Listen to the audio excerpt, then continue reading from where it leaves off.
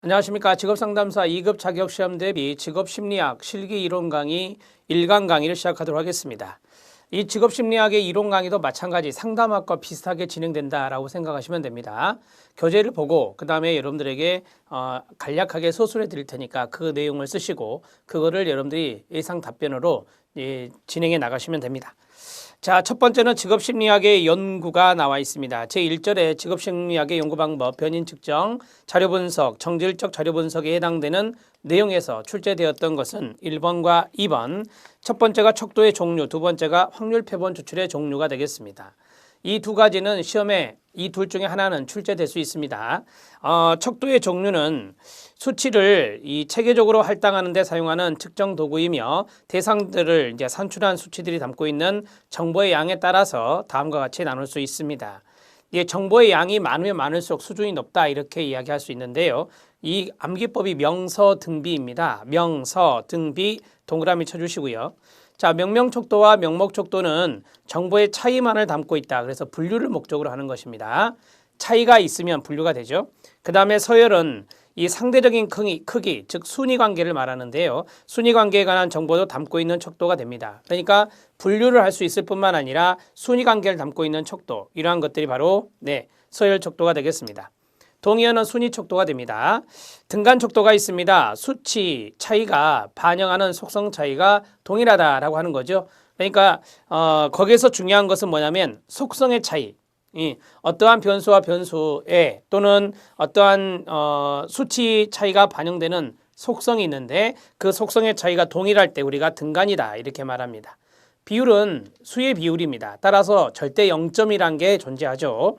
수의 비율에 따라 비율에 관한 정보도 담고 있는 척도로 끊어주세요. 절대 0점이 있는 변수를 측정한 경우에 얻을 수 있는 게 바로 비율 척도다 이렇게 보시면 되겠습니다. 자, 밑에 있는 체크업을 보면 이 척도의 종류의 명목, 서열, 등간, 비율 이렇게 나눠져 있습니다. 여기 있는 내용들을 기술하셔도 됩니다. 단순히 분류하기 위해서 측정 대상의 속성에 부호나 수치를 부여하는 것을 우리가 명목이라 할 수 있고, 그 다음에 서열 척도가 있습니다. 측정 대상을 그 속성에 따른 분류뿐만 아니라 서열이나 순위도 매길 수 있는 수치, 있도록 수치를 부여하는 것을 말합니다. 등간 척도는 측정 대상을 속성에 따라서 서열화하는 것은 물론 서열 간의 간격이 동일하도록 수치를 부여하는 것을 말합니다. 비율 척도는 측정 대상의 속성에 절대적 0점을 가진 척도를 가지고 수치를 부여하는 것을 우리가 비율 척도다 이렇게 이야기를 합니다. 절대 0점이라고 하는 것은 아시죠? 이 0은 실제적인 0이어서 아무것도 존재하지 않는 그러한 것들이 바로 절대 0점이다 이렇게 보시면 되겠습니다. 자, 척도의 종류를 보도록 하겠습니다. 번호는 1번입니다.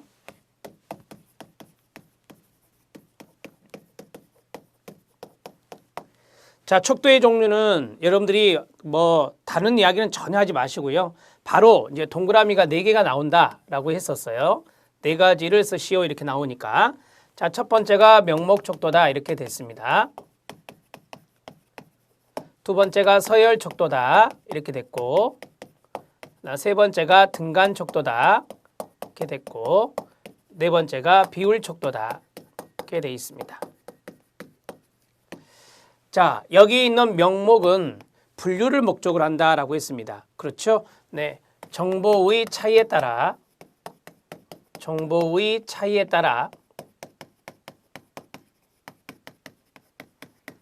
분류를 목적으로 하는 척도.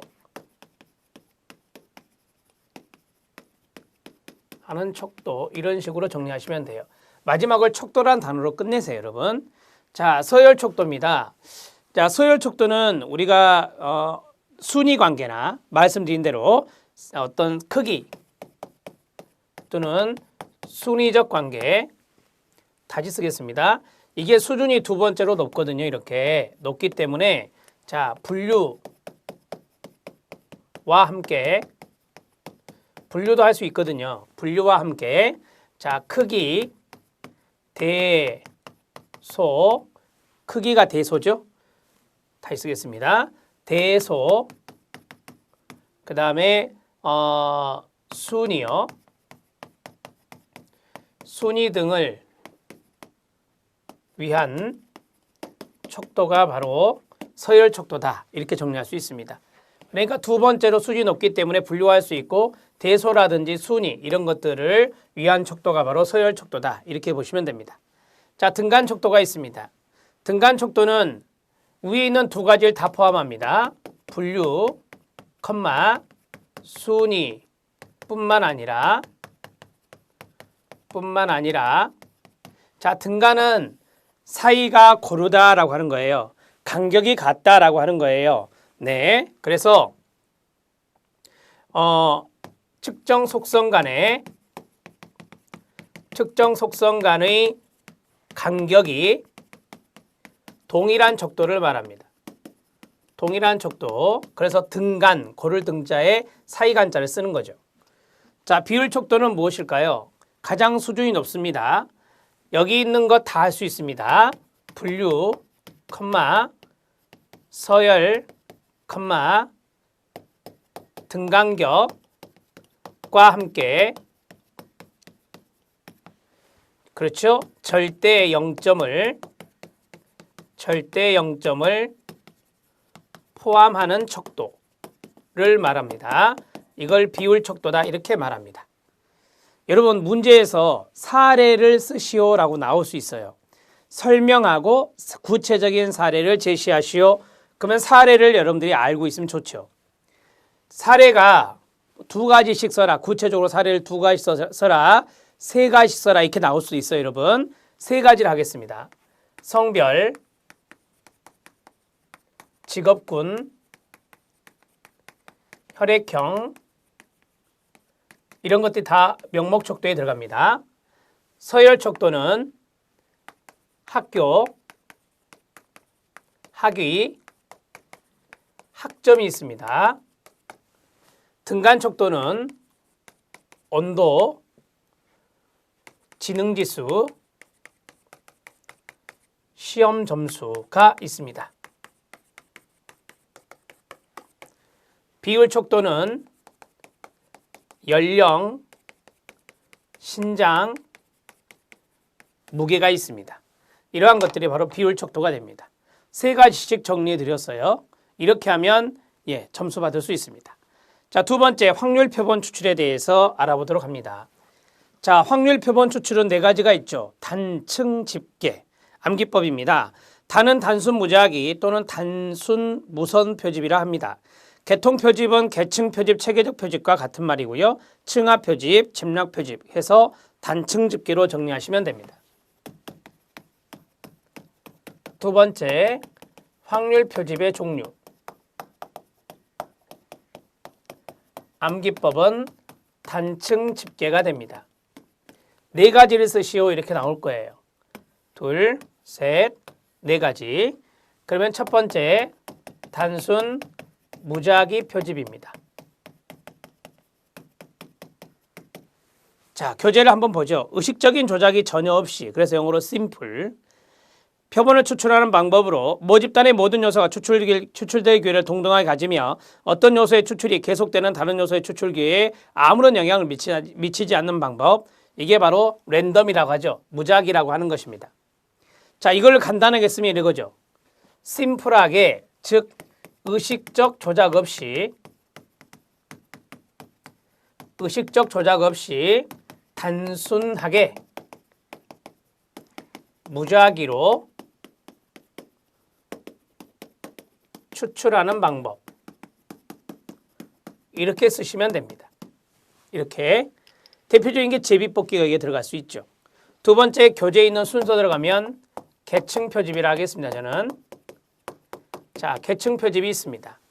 여기서 중요한 단어는 표집 간격이라는 단어가 되는데요. 모집단을 구성하는 구성 요소들이 자연적인 순서 또는 일정한 질서에 따라 배열된 목록에서 끊어요. 표집 간격인 매 K번째 구성 요소를 추출하여 형성한 표집이다 라고 했습니다. 자, 여기에서 계층 표집은 우리가 모집단의 목록이란 게 있어요. 모집단의 목록에서 이렇게 끝나면 돼요. 모집단의 목록에서 표집 간격인 K죠. K번째에 따라 추출하는 방법입니다. 이렇게 정리하시면 돼요. 모집단의 목록이 있다. 표집 간격을 구해라. 표집 간격은 표본 집단의 크기분의 모집단의 크기인데 거기까지 쓸 필요 없어요. 표집 간격인 K번째에 따라서 오면 5번째, 5번째, 5번째, 5번째 거기에 따라서 추출하는 방법. 이런 것들이 계층 표집입니다. 자, 세 번째는 층화 표집.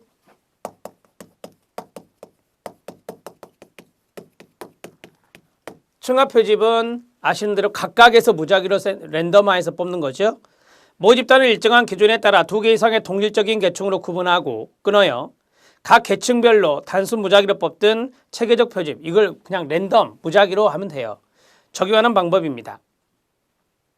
전체 모집단에서 표본을 선정해보다는 끊어 이미 알고 있는 사전 지식을 이용해서 모집단을 동질적인 부분으로 나눕니다. 그룹별로 나눈다는 거죠. 나누어서 이들 각각으로부터 적정한 수의 요소를 무작위로 뽑는 겁니다.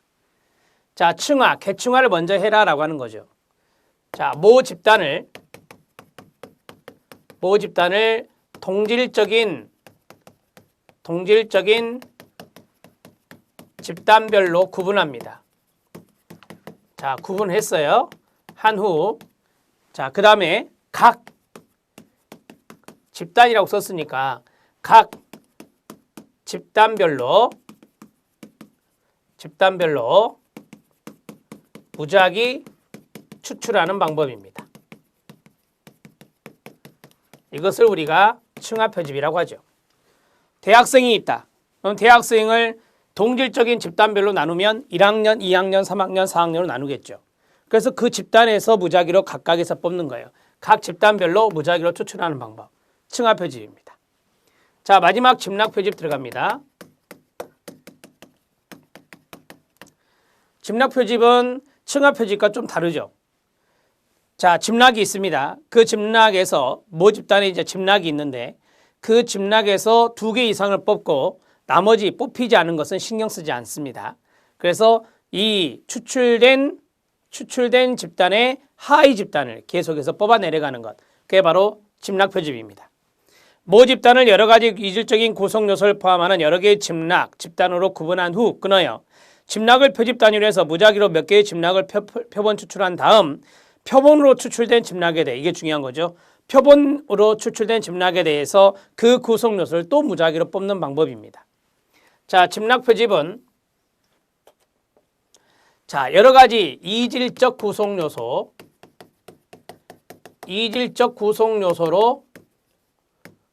요소를 포함한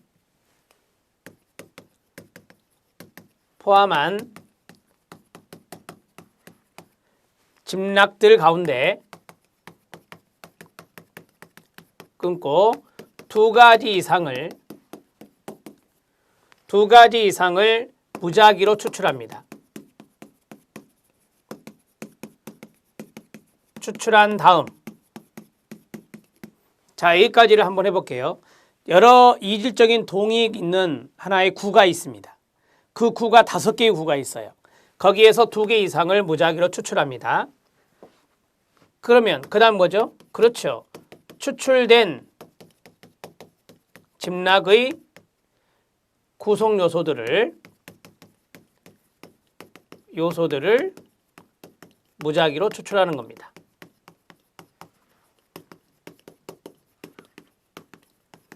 이것을 집락 표집이라 하죠.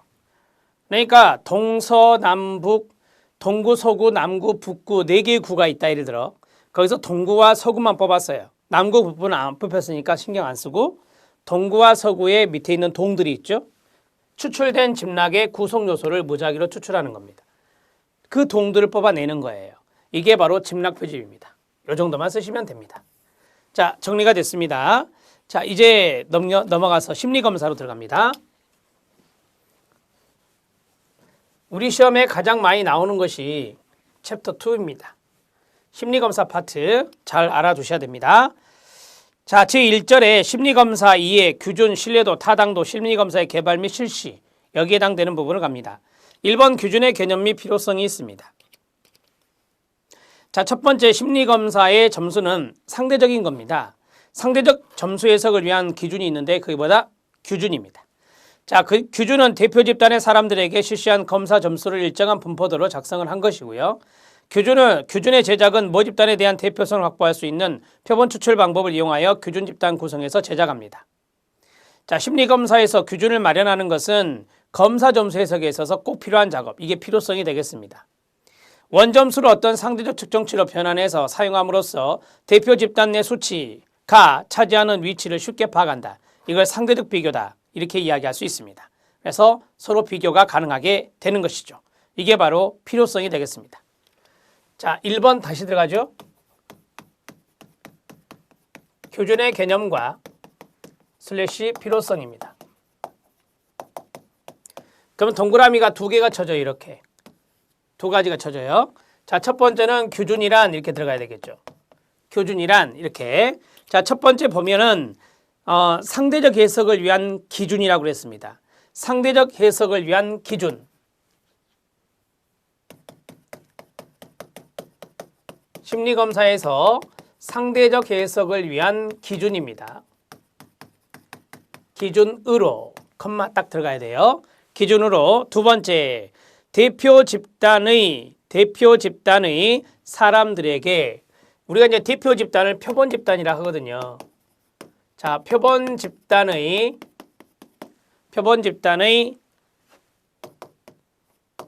사람들에게 실시한 검사 점수를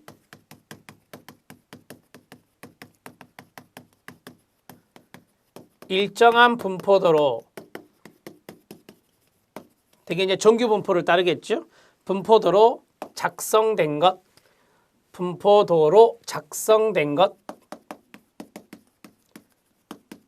이게 바로 규준의 개념이 되겠습니다. 자, 규준의 개념의 필요성은 첫 번째 요거 나오네요. 이제 상대적 해석 필요성 1번 상대적 해석 또는 상대적 비교를 위함입니다. 자, 우리가 이제 검사를 했어요. 원점수가 나오죠. 그 원점수를 표준점수화해서 그것을 이제 규준이라고 하는 것과 비교를 합니다. 이게 바로 이제 상대적인 해석, 상대적 비교다 이렇게 말을 해요. 따라서 거기에 보면은 검사 점수 해석을 위해 필요하다. 검사 점수 해석을 위해 필요하다. 이렇게 정리하시면 되죠. 자, 그 다음에 이 상대적 비교, 상대적 해석을 다른 말로 뭐라 하느냐. 거기 1번에 있는 거 있죠. 대표 집단 내 수치가 차지하는 위치, 그 위치를 우리가 쉽게 파악할 수 있다라고 하는 거. 대표 집단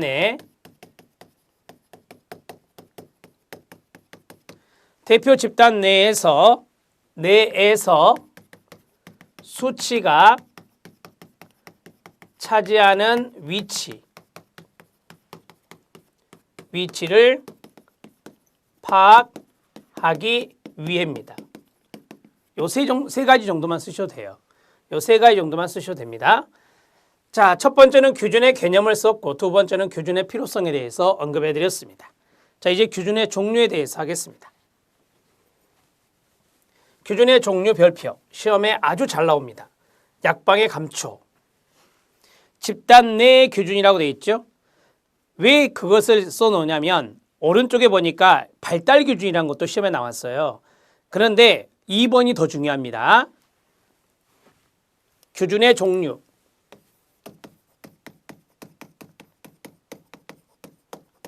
시험 지문에서 이게 나올 거예요. 집단 내 규준으로 제시해 줄 겁니다. 이거를. 자, 집단 내 규준이 보였다.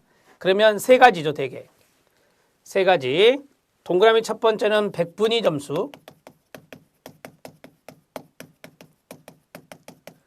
두 번째는 표준 점수.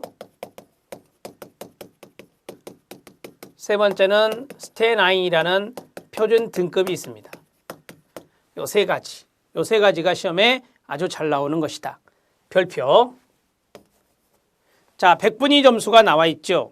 개인이 표준화 집단에서 차지하는 상대적 위치를 보는 거예요. 이거 다 규준입니다. 따라서 상대적인 위치를 보는 거 다 맞아요. 그래서 끊고. 자, 100의 집단에서 100분이니까 100의 집단에서 최저 점수부터 순위를 정하는 거죠. 100분 위 아닙니까? 그래서 최저 점수부터 순위를 정하여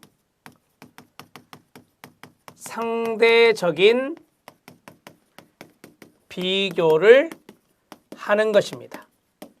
이렇게 쓰시면 되죠. 자, 그 다음에 있는 내용은 안 쓰셔도 됩니다. 장점은 계산이 용이하고 보편적으로 적용이 가능하다. 자, 그 다음에 표준 점수입니다. 표준 점수는 아시는 대로 원점수가 있으면 그 원점수를 평균화하고 표준 편차 이런 것들과 대비해서 표준 점수를 내죠. 대표적인 것이 G점수와 T점수가 있잖아요. 이런 것들이 이제 표준 점수, 표준화 점수다. 이렇게 정리할 수 있습니다.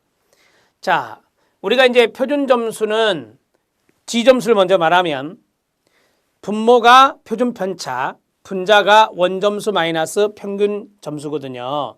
따라서 거기에 보면은 표준 편차를 이용하여 이렇게 나와요. 표준 편차를 이용하여 이게 나와야 돼요, 여러분. 공식에 표준 편차가 들어가니까 이용하여 개인의 원점수가 나올 거 아니에요. 그래서 개인이 이렇게 들어간 거예요. 개인이 여기 개인이 원점수를 내겠죠. 원점수가 나오겠죠. 개인이 평균 점수가 나와요. 이제 전체 평균. 그 평균으로부터 벗어난 거리. 개인이 평균으로부터 벗어난 거리를 우리가 바로 표준 점수다. 이렇게 이야기해요. 자, 사례로 G점수가 있다. G점수는 표준 편차분의 자신의 원점수 마이너스 평균이거든요. 이렇게 정리하시면 되죠. 자, 표준 편차를 이용하여 개인이 원점수가 나왔어요. 그 원점수가 평균으로부터 벗어나 있는 거리 이러한 것들을 표준 점수다. 이렇게 정리할 수 있습니다. 표준 등급 스탠더드 등급은 9등급으로 나누거든요. 9. 그래서 스탠9이라고도 합니다. 스탠9이라고 하며 자, 컴마 거기 보면 1등급에서 9등급까지의 범주를 나눈다고 그랬죠. 원 점수를 1에서 9등급까지 구분하는 것입니다. 구분하는 것을 우리가 표준 등급이다. 이렇게 이야기하고 있어. 원 점수를 크기 순서에 따라 배열한 후에 끊어요. 제시된 백분율에 맞추어서 표준 등급을 구분하게 됩니다. 그게 바로 1에서 9등급까지의 스탠9을 이야기하는 것이다. 이론적 토대가 타당하고 널리 이용하고 있다는 것. 자, 내신 등급제가 이게 들어갈 수 있습니다.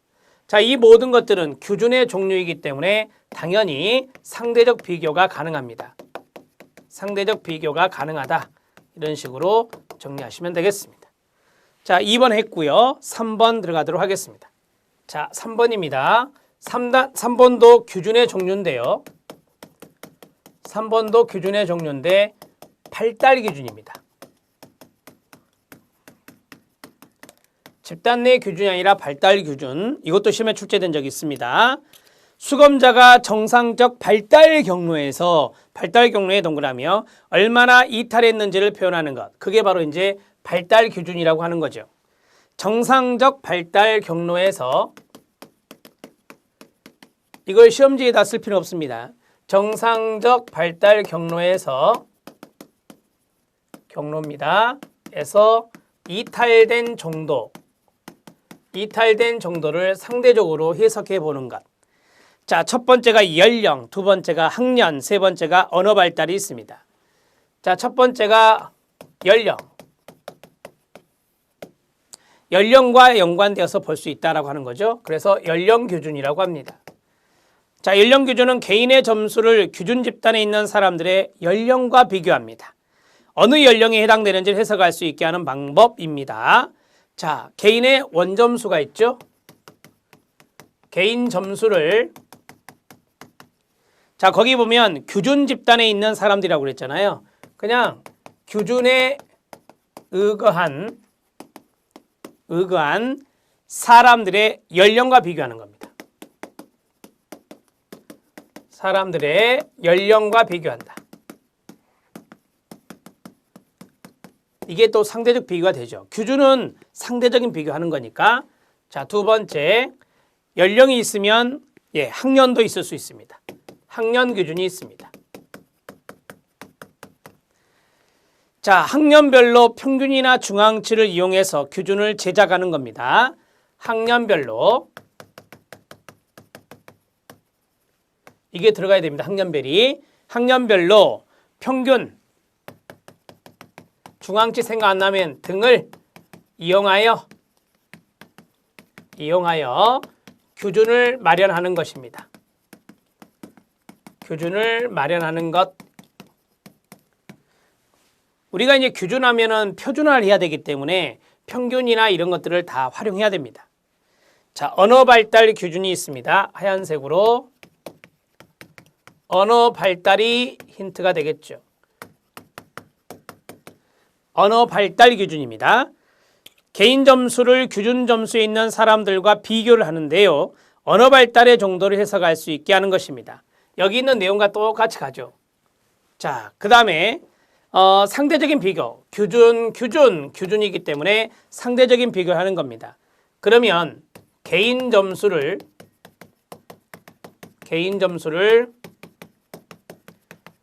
규준 집단의 사람들과 상대적 비교를 하여 언어 발달의 정도를 파악하는 것이죠. 그게 바로 언어 발달 기준이 됩니다.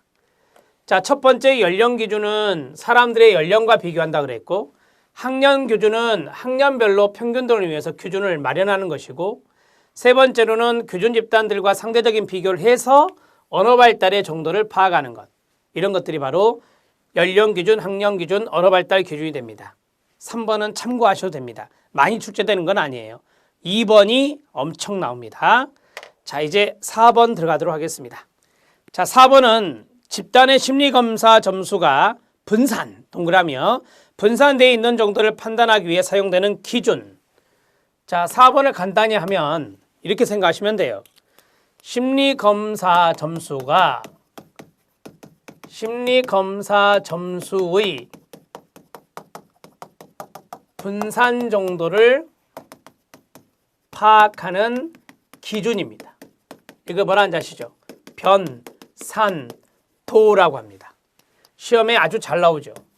분산되어 있는 정도는 흩어짐의 정도를 말하니까 변산도와 연관성이 있습니다. 변산도는 범위가 있고 사분위 편차가 있고 표준 편차가 있다. 이렇게 배우셨습니다. 자, 첫 번째, 두 번째, 세 번째 세 가지를 써라 이렇게 나올 거예요. 그러면 첫 번째가 범위, 두 번째가 사분 편차 또는 사분위 편차. 넷으로 나눈다는 거죠. 가장 많이 쓰는 게 표준 편차. 이렇게 해서 세 가지입니다. 자, 범위부터 볼까요? 범위는 검사 점수에 있어서 최고 점수와 최하 점수까지의 거리를 말합니다. 최고 점수와 최하 점수까지의 거리, 이것을 우리가 범위다. 그래서 내는 공식은 어떻게 되죠? 최고 점수 마이너스 최저 점수 정확 상한계와 하한계를 위해서 플러스 1을 내주죠. 이렇게 구한다. 1로 구한다. 이런 식으로 써주면 좋겠습니다. 2번 범위를 R로 표현하면 최고 점수 마이너스 최저 점수 플러스 1로 합니다. 여기서 플러스 1은 최고 점수 정확 상한계와 최저 점수의 정확 하한계까지의 거리 범위를 포함하는 겁니다. 4번은 참고. 자, 그 다음에 넘기면 사분 편차가 나옵니다. 사분 편차는 넷으로 나눕니다. 넷으로 나누어서 그 가운데 있는 4분의 4분의 3 지점과 4분의 5 지점인가요? 우리가 이제 그 그림으로 나타내면, 간단하게 그림으로 나타내면 4등분을 합니다. 이렇게. 자, 4등분을 하면 여기가 4분의 1 지점이잖아요. 여기가 4분의 3 지점이잖아요. 그래서 4분의 1 지점하고 4분의 3 지점, 여기에 해당되는 것이 가운데 있는 거잖아요. 그래서 여기하고 여기를 더해서 2로 나누는 것이 4분위 편차가 된다. 이렇게 정리하시면 돼요. 자, 여기를 보고 간단하게 적으면 4분 편차는 범위가 양극단의 점수에 의해 좌우된다는 단점을 가지므로 점수 분포상 양극단의 점수가 아닌 일정한 위치에 있는 점수 간의 거리를 비교하는데, 즉 4분 편차는 범위가 가지고 있는 단점인 양극단의 점수의 영향을 배제하기 위해 만든 것인데, 전체 사례를 네수로 나눈 점수 중 100분위 75에 해당되는 점수에서 100분위 50에 해당되는 점수까지의 거리와, 그럼 여기죠. 50이 여기니까 50에서 75, 이 거리와 그 다음에 100분위 50에 해당되는 점수까지의 거리와 해서 끊었죠. 100분위 50에 해당되는 점수에서 100분위 25에 해당되는 점수까지의 거리를 합한다. 그럼 여기가 되죠. 여기를 합해서 2로 나누는 것이다 라고 했습니다. 즉 중앙치로부터 100분위 25가 되는 평균 거리를 산출한 것이 바로 4분 편차다 라고 했습니다. 여러분 쉽게 말할게요. 중앙치가 여기죠. 중앙치가 여기고 100분위 45가 되는 평균 거리니까 2로 나누면 평균 거리가 나오는 거예요. 자, 4분위 편차를 간단히 쓰면 중앙치로부터 100분위 25에 100분위 25, 100분위 25죠. 25에 해당하는 평균 거리를 말합니다. 평균 거리를 4분위 편차다, 4분 편차다 이렇게 정리하면 돼요. 아주 간략하게 정리해서 끝내세요. 자, 그 다음에 표준 편차 들어갑니다.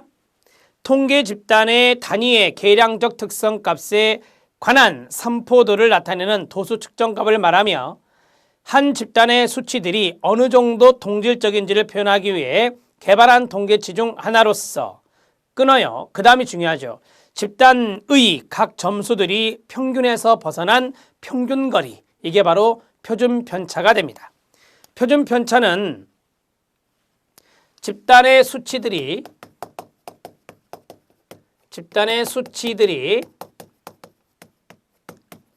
동질적이냐, 동질적이면 편차가 적죠. 동질적이지 않으면 편차 크고, 동질적인지를 파악하기 위한 것으로. 자, 이제 세 번째 줄 쓰면 돼요. 각 점수들이 평균에서 벗어난 평균거리를 말합니다. 자, 만약에 어떤 집단이 있는데 그 집단의 모든 사람들이 70점을 맞았어요. 그러면 평균은 70점이 됩니다. 그러면 평균으로부터 벗어난 거리는 없죠. 왜? 다 70점이고 평균도 70점이잖아요. 따라서 그때는 편차가 0이 되는 거예요. 각 점수들이 평균에서 벗어난 평균거리가 바로 그와 같으면 0이 되는 거예요. 그럴 때는 편차가 없다, 분산되지 않았다 라고 말하는 것입니다. 이렇게 해서 적어주시면 돼요. 요것은 시험에 진짜 잘 나오는 거라 잘 알아두셔야 돼요. 범위는 최고 점수와 최하 점수까지의 거리로 최고 점수 마이너스 최저 점수 플러스 1로 구한다. 4분 편차는 중앙치로부터 100분위 25에 해당되는 평균 거리를 말한다. 표준 편차는 집단의 수치들이 동질적인지를 파악하기 위한 것으로 각 점수들이 평균으로부터 벗어난 평균 거리를 표준 편차라 한다. 이렇게 정리하면 됩니다. 자, 이제 5번 들어갑니다. 자, 5번도 별표 하나만 쳐주십시오. 규준 참조 평가와 준거 참조 평가의 의미와 사례를 드시오라고 했습니다. 사례, A자에 동그라미 쳐놓으세요. 사례까지 써야 됩니다. 그거는. 자, 별표 하나 친 이유는 잘 나오거든요. 번호는 5번이었습니다. 규준 참조 평가와 중거 참조 평가의 의미와 예를 쓰시오. 자, 그러면 동그라미가 두 개가 나와요. 이렇게. 첫 번째는 규준 참조 평가에 대해서, 규준 참조 검사나 똑같은 말이에요. 개념을 쓰고 예를 들면 돼요. 중거 참조 평가의 개념과 예를 쓰면 돼요. 자, 규준 참조 평가, 규준에 동그라미 쳐놓으세요. 상대평가고요. 상대적 비교, 중거는 절대적 비교입니다. 개인 점수를 다른 사람의 점수와 비교해서 상대적으로 어느 수준인지를 알아보는 것이 주된 목적이 됩니다. 즉, 개인이 얻은 점수와 측정치를 비교 집단의 기준에 비추어서 상대적인 서열에 의해서 판단하는 평가가 되겠습니다. 2번이 중요하죠. 동그라미 2번 별표, 사례로는 심리검사 등이 여가 있습니다. 기준이 있는 게 되게 객관적 검사에 들어갈 수 있죠. MMPI, MBTI 이런 것들이 다 여기에 들어갈 수 있습니다. 자, 개인이 얻은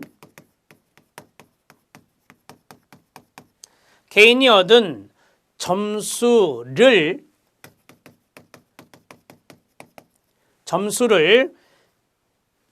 규준 집단과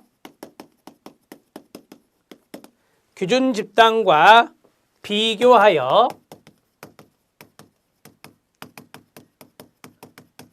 상대적 서열을 판단하는 평가를 규준 참조 평가라 합니다. 그리고 이렇게 해서 쓰시면 돼요. 다면적 인성 검사인 MMPI, 마이어 브리그스의 MBTI 등 객관적 검사가 여기에 들어갈 수 있겠습니다. 자, 그 다음에 중거 참조 평가는 절대 비교한다 했어요. 개인의 점수를 어떤 특정 기준과 비교합니다. 특정 기준의 박스, 이보다 낮은지 높은지의 정보를 얻으려는 평가입니다. 검사이기도 하고요. 즉, 중거에 비추어, 이 중거가 바로 특정 기준이에요. 거기에 비추어 학습자들이 무엇을 얼마만큼 알고 있느냐에 관심을 두는 평가로 자격증 시험들이 여기에 들어갈 수 있습니다. 자격증 시험은 절대 기준이 있잖아요. 그걸 통과하면 합격, 통과하지 못하면 불합격 이렇게 되는 거예요. 자, 1번이 중요합니다. 여기서는 개인의 점수를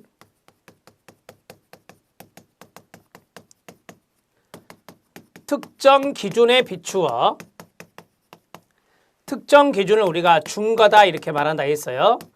거기에 비추어 이보다 더 높은지 낮은지를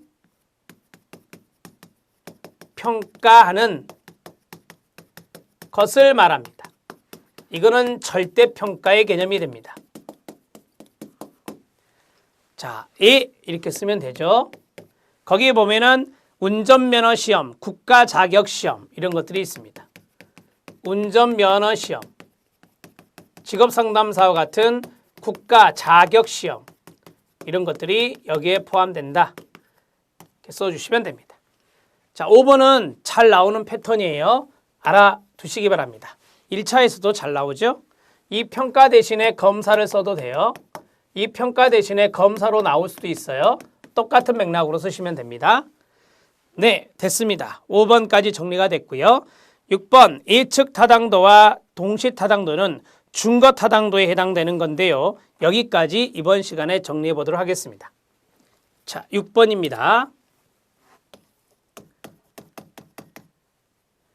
중거 타당도에는 예측 타당도와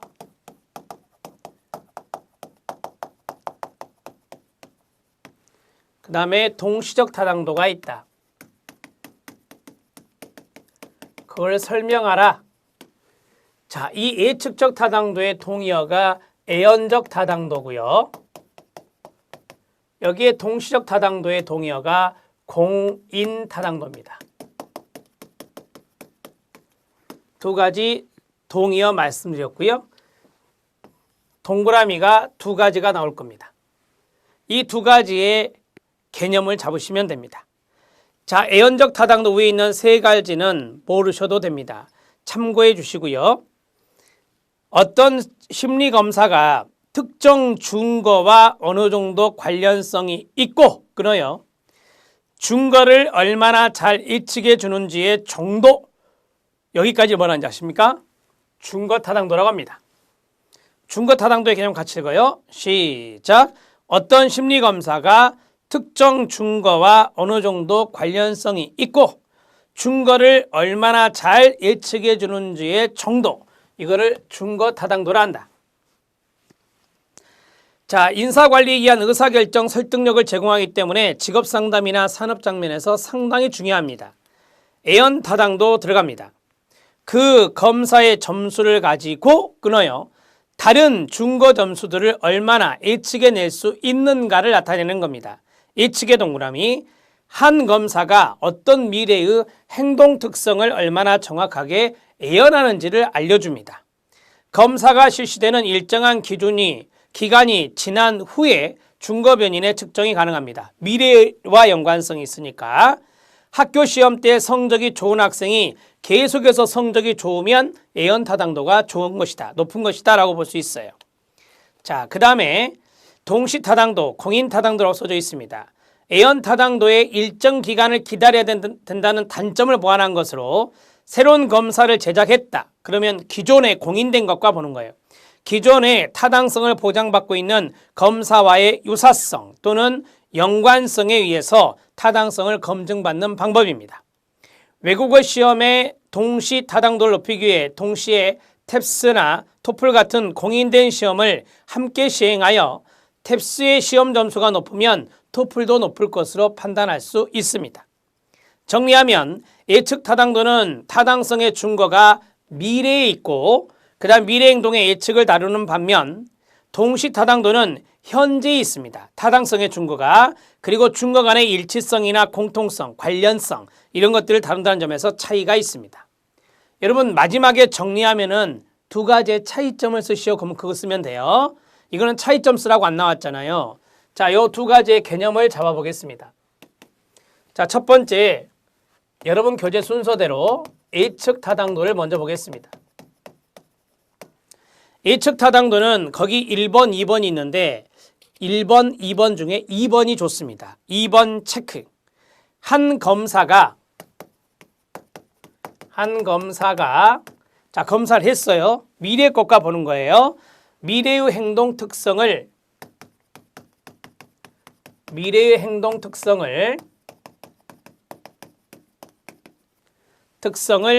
얼마나 타당도니까 정확하게 예측하는가를 보여주는 타당도이다. 이렇게 정리하시면 됩니다. 자, 예측 타당도는 타당성의 증거가 미래에 있습니다. 여기요. 타당성의 증거가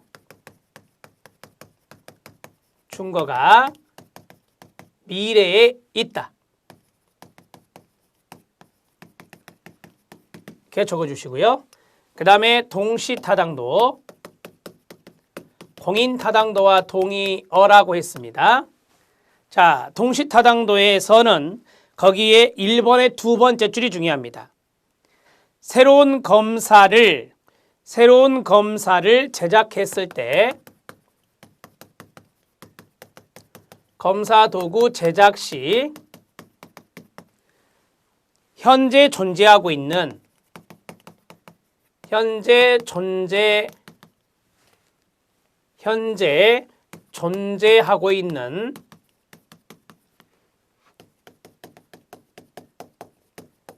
공인된 측정 도구와, 공인이란 단어를 썼어요. 제가 공인된 측정 도구와의 관련성.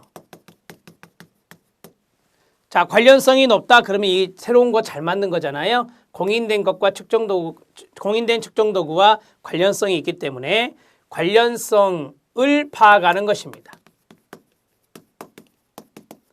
그것을 우리가 바로 동시적 타당도라 합니다. 하얀색으로 타당성의 준거는 현재에 있습니다. 이렇게 쓰시면 돼요. 하얀색으로 쓴 거 있죠. 타당성의 준거가 미래에 있는 것은 예측적, 타당성의 준거가 현재에 있는 것은 동시적이다. 이 하얀색은 차이점을 이야기하는 거고요. 노란색은 개념을 말씀드렸습니다. 자, 여기 시험에 잘 나옵니다. 체크해 두세요.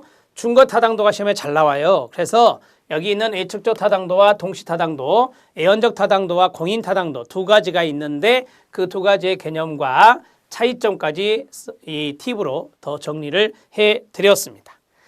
자, 됐습니다. 이제 다음 시간에 또 준거 타당도의 내용에 해당되는 것들이 또 있는데요. 그러한 내용들을 또 계속해서 알아보도록 하겠습니다. 심리검사에 해당되는 것들이 시험에 잘 나온다 이렇게 말씀을 드렸고요. 챕터 2가 중요하다는 것을 다시 한 번 더 상기시켜 드리면서 이번 1강 수업을 마칩니다. 수고하셨습니다.